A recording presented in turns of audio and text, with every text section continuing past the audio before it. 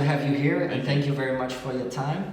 I'm very excited about the discussion we will have. And you were talking about Google Analytics for Firebase in your lecture, and it is a very in topic and a very hot topic in the also in the tracking sphere. So just tell us about, in a couple of sentences, what was your lecture about? Sure. So yeah, I work on the Google Analytics team, and I specifically focus on apps. So that can be anything app related. Yeah. And today I talked a lot about Google Analytics for Firebase specifically, and everything that we've been developing recently there and our future vision for that product. Okay, perfect. Thanks. Also, what would you see? During your lecture, you mentioned a lot of parts, for example, that Google is focusing more on app tracking as well, as the use of apps like raised a lot. For sure. Is there, can you give like a little bit more an outlook about what is going on in the next couple of months or years? Is there something you can add to this? Yeah, I mean, we've seen app usage explode over the past few years, and we have some independent research from a partner like App Annie that releases a report every year called the State of Mobile. So that's some of the stats that I presented today. And I mentioned that weekly report on your phone that tells you how many hours you spend on your phone. I'm sure you and everyone you know that's probably spending more time on apps in the past couple of years. So we want to make sure that we are building solutions to prepare for that. I think there are some industries that already are very app focused and app first, but there are a lot of industries out there, let's say, like the more legacy industries like finance, let's say, and they weren't historically very web focused, that are now starting to build their app and build their business case around app. We want to make sure we're prepared for that as well. Okay, nice. A second part, you were talking about some challenges and also like industries. Can you just give an example, or what are the biggest challenges in your industry at that time? I think some of the challenges that we face are around implementing an SDK on your app. It's very heavy manual labor to go through the installation and implementation of a new SDK, and it is what we're asking a lot of people to do that, or implement a new GA, the Google Analytics for Firebase SDK, and that is a challenge that a lot of people that we talk to, a lot of customers. They have to budget and work with their internal development teams. And it's a very long-term process to plan for and to budget the implementation of an SDK. So that's something that I think is a big challenge for us. So even if we release and build something new, like Google Analytics for Firebase or the new app and web property, it's going to take some time for customers to be able to invest in the resources and infrastructure to install the SDK in order to take advantage. Came a lot of feedback to Google regarding like the time when it stops for the non-360 clients. Is there like a big question marks for all the clients which are on the free? Yeah, so we wanted to make sure that people had plenty of time to be able to budget for that. So we started communicating the deprecation of the legacy Google Analytics Services SDK about over a year ago. But I think one of the challenges there is that it's a different data model. It's a different structure. So the legacy SDK is based on hits and sessions, whereas the Google Analytics for Firebase SDK is based on events. And I think that's the other biggest challenge that we see, is that how do you translate your existing setup into this new structure and this new model of events?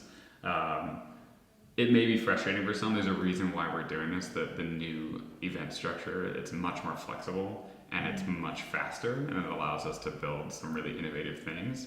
The old technology is much slower, and the new event-based flexible model is we're able to offer things at scale. We're able to offer more features for free, which is why we're moving on to this event-based structure. Okay. Yeah, nice. But that is one of the two biggest challenges that we see. One is just taking the time and the energy and the resources to implement a new SDK. And the other is how do you translate your existing app analytics setup into this new model. Right, correct. We also saw a lot of questions coming up regarding this topic, like sessionizing and that website and app tracking before was a complete different with the Google Analytics SDK, and now switching to Firebase. So what will you expect, or what are the most important topics for you to work on in 2020 for the next I think the most helpful thing that we can do at Google from the feedback that I'm hearing is help make that translation for our customers, help with migration, help with giving the customers tools to say, here's my existing setup, this is what it will look like in this event-based model. The more we can do to help that and to actually translate everything for them, I think it would make them more excited and make things easier when it comes to migration. Because migrations are always really difficult. So I think the thing that I want to focus on most in 2020 is migration tools and how to make that really successful in the easiest way possible. Okay, perfect. So it's a kind of, to just get in quick imagination, is it kind of like just to screen the old setup and then maybe to a better part of translating it directly in user properties, for example? Exactly. Yeah. Okay. Wonderful. Yeah, exactly. Because there's a lot of the use cases are there. The use cases are solvable in the new model, but it's not always clear how to rebuild it. Okay. One thing could be like a custom, event or a custom hit or session within the Google Analytics SDK. That would be more like an audience, solve line audience, or a custom event parameter in Google Analytics for Firebase. So sometimes it just takes a little bit of, this is how we would view this in this new model. But we've done a lot of research to make sure that all the use cases are solvable. We never want any customer to be in a situation that says, I used to be able to view this type of thing or get this type of insight, and I don't know how to do that in GA for Firebase. So we just have to make sure that we're helping them as much as possible. Okay, great. That are very, very good news, especially if you work in the implementation. And thanks for that. Are they basically? We are nearly at the end of our interview. Yes. Do you have some closing words you want to say? Is there anything you want to give the audience and the migrators and Firebase users? Yeah, I think we're investing in our SDK, this new SDK, in a lot of different ways. Yeah. Only one of them is analytics with Google Analytics for Firebase and the new app and web property. But there's a lot of advertising-based use cases that the SDK brings as well. That also works hand in hand with GA. There's a lot of stuff we're doing in the Google Ads front with our app campaigns, with universal app campaigns, and feeding those bidding models, and a new app campaign for engagement product that you can use with Google Analytics audiences. So we are fully committed to developing this SDK, and there are three major pillars that we're doing that. One is the Google Analytics for Firebase and the app and web beta. One is the UAC, Universal App Campaign features and very exclusive optimization benefits. And the other are things like conversion tracking and deferred deep linking. So I think in the past where we've had a lot of our partners and a lot of our customers using third-party app trackers like Kochava and AppsFlyer. Those will still be totally integrated with Google Ads, and we recommend people still rely on those partners for holistic attribution. But when it comes to app advertising and analytics, we're really fully committed to developing our SDK, and that's where we're going full speed ahead. Yes, there's such wonderful news to hear that, and to hear it straight from a product lead from Google. It's very flattering. So it's wonderful. Maybe a last question. What was the most?